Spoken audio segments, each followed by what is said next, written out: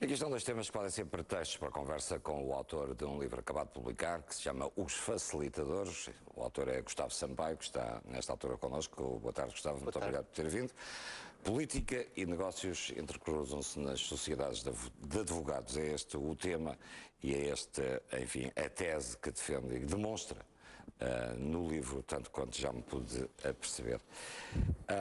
Quais são os casos de todos os que vêm, que aborda no livro, aqueles que mais o espantaram ou mesmo o indignaram? Fazendo uma interligação com a reportagem ou a notícia que acabámos de ver relativamente a Luís Filipe Menezes, posso, por exemplo, referir que esta Suma, a empresa do setor dos lixos da Mota-Engil, que tem aquele contrato que se diz que lesou o município de Gaia em vários milhões de euros, uma notícia que saiu esta semana. É engraçado porque há uma interligação com algo que eu abordo no livro, que é a privatização da EGF, que é a empresa pública do setor dos resíduos que estava integrada na Águas de Portugal. E eu abordo isso no livro a partir do processo de privatização da EGF, em que foi contratado pelo Estado a Sociedade de Advogados MLGTS, a Moraes Leitão. E entre os vários candidatos à privatização da EGF, à compra da EGF, apareciam vários clientes dessa mesma Sociedade de Advogados, o que só por si levantava logo uma série de questões. E entretanto esta semana soube-se que a EGF foi vendida ou foi aceita a proposta da Mota-Engil, através dessa tal empresa Suma, também com as ligações agora descobertas a Menezes, que ao mesmo tempo a Mota-Engil é cliente da Moraes Leitão, a Sociedade de Advogados que assessorou o processo de privatização, defendendo o interesse público, contratada pelo Estado. Mais direta é a ligação de Lobo Xavier, António Lobo Xavier, sócio da Moraes Leitão e advogado da Moraes Leitão, que é vogal do Conselho de Administração da Mota-Engil, o que levanta toda uma série de questões relativamente a eventuais conflitos de interesses na privatização desta empresa, a EGF, do setor dos resíduos. E, como este caso concreto, apresento dezenas de outros ao longo do livro que apontam no mesmo sentido de promiscuidade entre o poder político, as empresas e um terceiro elemento que eu abordo mais detalhadamente neste livro, ao contrário dos privilegiados. Neste abordo essa espécie híbrida que são os facilitadores, que têm atividades múltiplas, quer no poder político, quer nas sociedades de advogados, quer nas empresas, e ao entrecruzar todas essas atividades e esses dados, encontram-se vários conflitos de interesses e várias dúvidas quanto a este sistema que parece estar montado à volta de negócios do Estado e a gravitar à volta do poder político e o fenómeno da captura do poder político pelo poder económico. Gustavo, você não teve acesso a documentos secretos, nem vasculhou nada de secreto nos escritórios dos advogados. Tudo isto é público? Não propriamente público. Eu consegui chegar às listas de clientes das sociedades de advogados, que não é propriamente uma matéria pública e fácil de atingir. Mas posso dizer que cheguei lá por meios públicos. Não. É difícil, mas não é segredo. Consegui através de diretórios internacionais, onde essas sociedades têm interesse que apareçam os clientes e os grandes casos que patrocinam para captar novos clientes, como é óbvio, e nesses diretórios internacionais, nos destaques, estão os vários clientes e os vários negócios e processos que essas principais sociedades assessoraram e em que participaram ao longo dos últimos anos. Foi a partir daí que consegui depois sistematizar a listagem de clientes dos últimos anos e cruzar isso com os contratos que conseguem com o Estado, as assessorias que fazem ao Estado e como tudo isso se cruza e levanta conflitos de interesses gravíssimos. Há quem diga que há uma mão invisível que está a comandar o Estado. Para si não é uma mão invisível, tem nomes concretos, aponta agentes concretos, quer dizer, à cabeça, tronco e membros nessa teia a que você chama complexo jurídico empresarial. Sim, porque eu acho que muitas vezes se fala das sociedades de advogados como uma entidade mística e muito à base de generalizações e teorias da conspiração e acusações infundadas e sem dados concretos. E E o que eu tento fazer é escrutinar jornalisticamente, com enquadramento jornalístico, a atividade das sociedades de advogados e apresentar dados concretos e informar as pessoas sobre essa atividade. Para si não há uma conspiração secreta, é uma teia às claras. Eu levanto essa questão. Eu próprio não tenho uma resposta definitiva quanto a isso, porque há a possibilidade de serem apenas agentes livres que estão, digamos, a agir de acordo com o interesse próprio e de faturar para si próprio o máximo possível. E há que colocar também essa incerteza.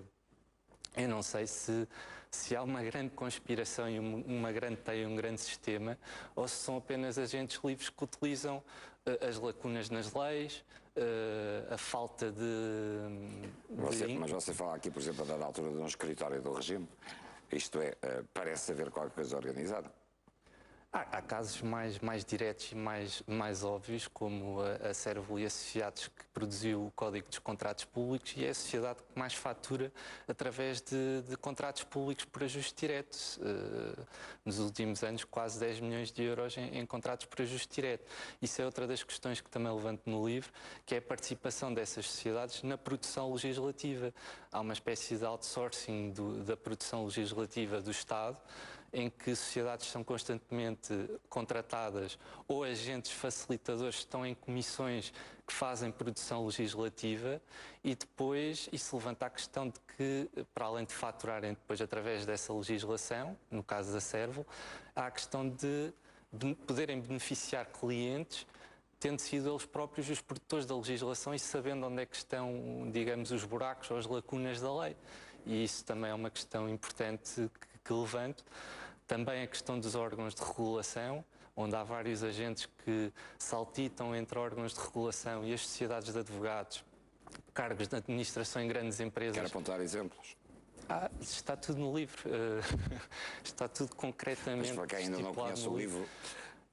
Não apontaria agora exemplos porque poderia não ser rigoroso, porque são questões complexas e que envolvem muitos nomes e não poderia não ser rigoroso, mas está no livro concretamente com nomes, datas e toda essa transição entre gabinetes ministeriais, órgãos de regulação, empresas, sociedades de advogados, que depois cria aquela mescla que levanta dúvidas legítimas quanto a toda essa atividade entrecruzada.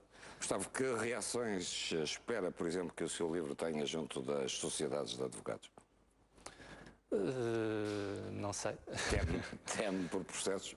Julgo que não, porque o livro tem sobretudo um tom factual e baseia-se em factos e não em suposições, nem em subjetividades, nem em opinião pessoal. E, portanto, não espero nenhum tipo de retaliação. De retaliação.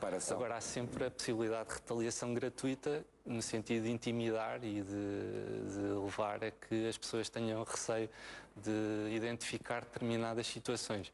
Mas estou tranquilo quanto ao trabalho que fiz e à objetividade do mesmo e à factualidade do mesmo. Você considera que o livro não é uma denúncia? Este livro não é uma denúncia, faz uma compilação de factos, relaciona-os e demonstra essas relações. Acha que o Ministério Público se devia interessar por seu livro?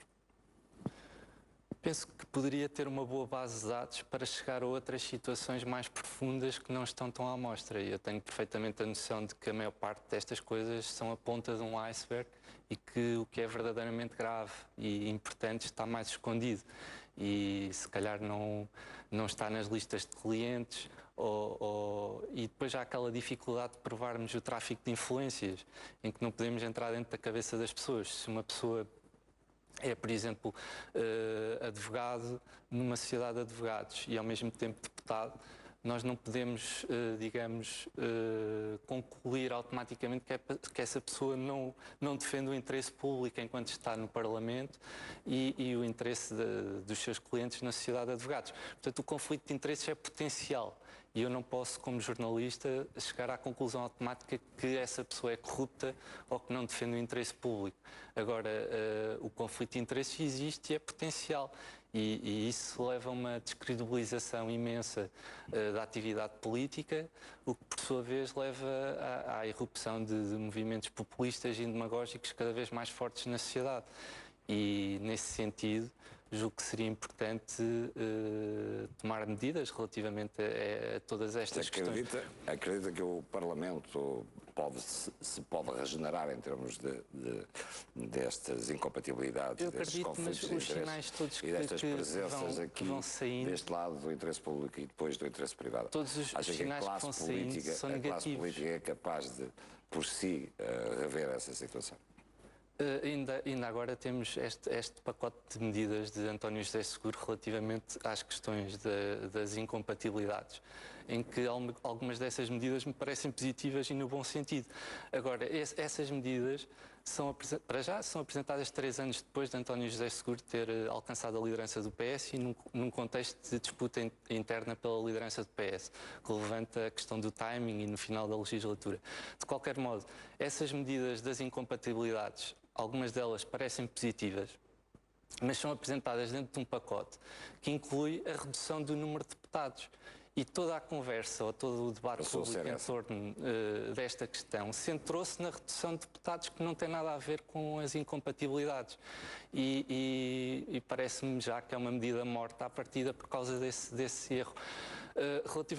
Relativamente ao Parlamento, quanto à regeneração, eu todos os dias apanho ou encontro sinais no sentido contrário. Ainda esta semana, para além desta questão da EGF e do que falei há pouco, ainda há 2 dias, foi nomeado Fernando Negrão para presidir, ou foi indicado que será nomeado para presidir a Comissão Parlamentar de Inquérito ao caso BES. E isto nem sequer vem no livro, porque é recente, mas posso desde já referir, e através dos dados que recolhi para o livro, que Fernando Negrão é deputado e ao mesmo tempo advogado numa firma que é Albuquerque e Associados. Albuquerque e Associados, que num dos diretórios que eu consultei de 2013, apresenta o próprio Banco Espírito Santo como um dos principais clientes da firma durante esse ano. Portanto, vamos ter no Parlamento a presidir a Comissão de Inquérito ao caso BES um deputado advogado de uma sociedade que tem como cliente o próprio BES. E todos estes interesses cruzados são tóxicos para a credibilidade do sistema político e para a atividade parlamentar. Isto diariamente surgem sinais neste sentido. Pelo menos tóxicos, já que você não quer fazer outros juízos de valor. Não quero ter sentenças definitivas quanto a isso e levanto sobretudo para reflexão e com um enquadramento jornalístico, não de opinião e de sentenças ou acusações infundadas, tudo com dados concretos e objetivos para informar e levar a refletir sobre estas questões que considero importantes, sobre tudo isso. Gustavo, deixa-me perguntar-lhe uma última coisa. Portugal é caso único neste sistema de facilitação? Não é caso único, mas é diferente. A grande diferença relativamente, por exemplo, ao regime americano é que no regime americano os lobbies estão regulamentados e há uma atividade de lobbying regulamentada à volta do Capitólio, em que tem a identificação dos lobbies que representam e reúnem com os congressistas, etc, etc. Em Portugal o lobby não existe. Não está regulamentado e é feito debaixo da mesa ou dentro do próprio sistema. Os lobistas são muitas vezes estes agentes híbridos facilitadores que tanto estão no Parlamento como em gabinetes governamentais, como são consultores de sociedades de advogados ou trabalham nessas sociedades de advogados e muitas vezes mais do que a advocacia fazem lobbying. E é esse o grande problema de todos estes agentes, é que não são propriamente muitas vezes advogados, são mais do que isso, são lobistas e não só podem intermediar um processo, como influenciar e pressionar para que esse processo se concretize. E o que é fundamental é localizar onde é que está a decisão política, se a jusante ou a montante, isto é, se a decisão política é tomada legitimamente pelo poder político e só depois é que aparecem esses agentes, naturalmente. Já tem uma opinião formada sobre isso? Há casos e casos. Há casos em que é tão óbvio que é a jusante e há outros que me parece que é a montante e há outros difusos que não sei identificar. Agora, essa é a minha perspectiva pessoal. Cada leitor fará as suas sentenças a partir do que ler do livro. Não quero condicionar sequer a leitura ou a interpretação do livro. Gustavo, depois dos privilegiados, os facilitadores, o terceiro será sobre? Não sei. Mas continuará nesta senda. Apaixona francamente esta relação de poderes económico, político Não é uma em questão Portugal? de apaixonar, é uma questão de achar importância e de achar, sobretudo, essencial para percebermos como é que se processa o mecanismo de captura do poder político pelo poder económico. E nos privilegiados eu achei que tinha ficado de fora essa componente essencial que são estes facilitadores e é a componente das sociedades de advogados e o lobby ou lobbying associado a isso e muitas vezes não só lobbying e o tráfico de influências também e achei essencial fazer também este trabalho para complementar o outro. Tudo isto que você conta neste livro e também no anterior são concorrentes para o estado calamitoso a que chegaram as finanças públicas portuguesas? Se são concorrentes... Se os privilegiados e os facilitadores são responsáveis ou corresponsáveis pela situação? No sentido de... E vamos novamente a questões concretas, no sentido de desvio de recursos públicos, por exemplo, em PPPs, em contratos de swap, em privatizações em que o interesse público não parece ter sido acautelado. Todos estes contratos e concessões, tudo isso junto contribui. Agora, também não vou chegar à conclusão de que este é o único mal do país e que resolvendo isto tudo fica ótimo e saudável e financeiramente estável. O que eu acho é que é essencial termos presente esta dimensão para percebermos determinados mecanismos e como certas decisões e processos são encaminhados.